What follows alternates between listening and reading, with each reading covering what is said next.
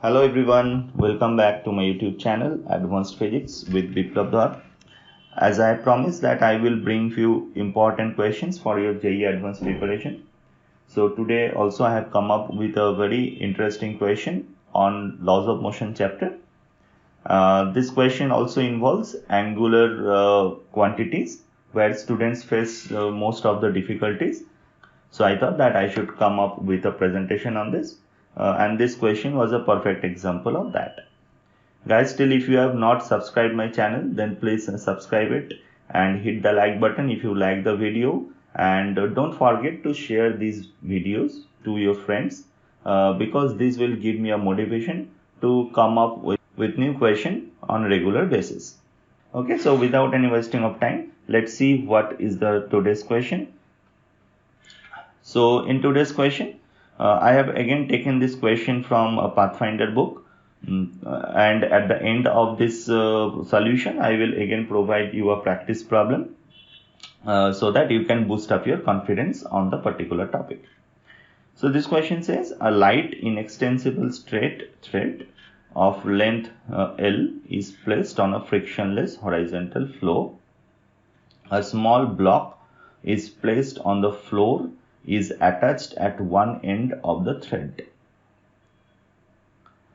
With how much constant speed V0 the free end of the thread must be lifted vertically upward so that the block leaves the floor when the thread makes an angle theta with the floor.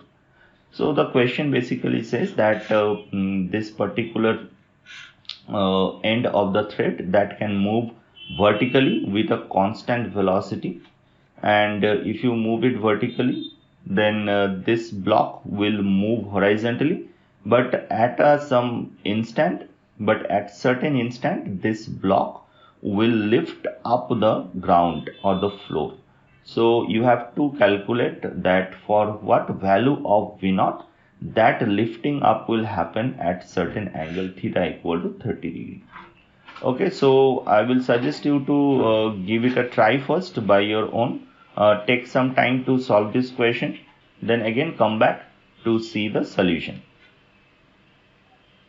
Okay, so I hope that you have given it a fair try.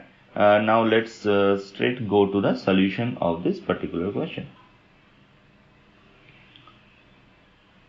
So first what I have done, I have drawn the free body diagram. So if you see what are the forces acting on it, so obviously there will be a weight acting downward, a normal reaction from the flow, and a tension force acting along the string. These are the forces acting on the block, and with the help of these forces the block can move in horizontal direction with some acceleration. Let this acceleration be A.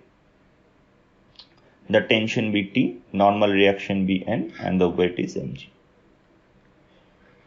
So if I write down its horizontal equation of motion, then I can certainly say that T cos theta equals to ma, and for its vertical equilibrium I can write T sin theta plus N equals to mg. And obviously if it loses the ground, then normal at this instant should be 0, and T sin theta will only be mg in that case. Now if I eliminate tension in equation number 1 and 2, then I can find this equation tan theta equal to g by a, which will help us in solving this question. But only problem here in this equation that I do not know what the acceleration is. So during the rest of the solution of this question, we will try to calculate the acceleration. Then we can put it here and we will calculate the value of V0. I hope this basic slide is clear to all of us. Let's move to the next slide. In next slide, I have first tried to find a relation between the velocity V0 and the horizontal velocity u of the block. And I have used a constant motion equation. So if I say that this u is horizontal, so it's making an angle theta obviously, and v is vertically upward. And I will use the constant that the total length of the string is a constant, right? The length is L, which is a constant. So what I can do, I can assume that a string to be a spring sort of thing. So this u cos theta component is trying to compress the length of the spring, and v naught sin theta component is trying to elongate the other end of the spring. But as the length is constant, so the amount of elongation and amount of compression is the same. Also their rate of change will be the equal. That is why I have written here as mod u into cos theta equals to mod v naught into sin theta. So this is my equation. Say this is the fourth equation, and this equation we will use to calculate the acceleration.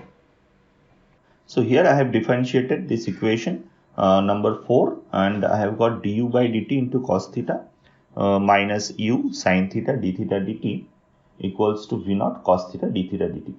Obviously, as v naught is a constant, so its differentiation will be 0, and du by dt is our acceleration, and if I just modify this, then I will get this equation.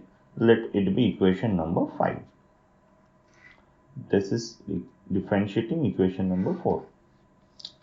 Now the most crucial part of this question is how to find d theta by dt, where students face most of the difficulties. So just try to learn this method carefully so that you can use this method also in several other questions. Here I have drawn this diagram, and I have tried to find the motion of point B with respect to point A. The motion of point B with respect to point A is obviously a circular motion because the length A to B is a constant. So if I use this equation, velocity of B with respect to A is Vb minus Va.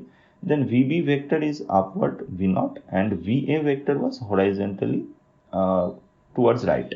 So I have just reversed this Va vector here towards left, and this Vba vector will be then addition of these two vectors u and V naught that I have marked in blue, and the resultant of these two vectors along this perpendicular line, which I call its V perpendicular, that is equals to L into d theta by dt, because that perpendicular component of velocity that can only change the angle of this position vector, right? That cannot change the magnitude of this, that cannot change the magnitude of position vector, but that can only change the angle of the position vector. That is why I have written it L into omega or L into d theta by dt. And then V perpendicular is obviously V naught cos theta plus u sin theta, and then d theta by dt is 1 by L up, into this one, and this is what d theta dt is. I will just put this value here, and then I will get the value of acceleration. I hope this method is clear to all of you. Okay, now we will move to the next slide. Here it's only a simple calculation. I have just put the value of d theta dt in the expression of acceleration, and also I have put the expression of u and v, which we have got from the constant relation. And then I have got equation for acceleration, which is v naught squared by L into sec cube theta. And also from this equation number 3, which we have discussed in our first slide, I have just put the value of acceleration there, and I have got the value of v naught is under root of gl by sin theta into cos square theta, which is the answer of my question. I hope you have understood this method to solve laws of motion questions with the angular variables. These angular variables d theta by dt or d omega by dt will be helpful in solving questions in other chapters as well. So please learn it and master this approach. For your practice, I have given another similar kind of question. This question also I have taken from Pathfinder book. So you try this question and don't forget to share with me the solution so that I can understand how far you are able to understand the concept from my videos. Don't forget to like and subscribe, guys. Thank you for being with me.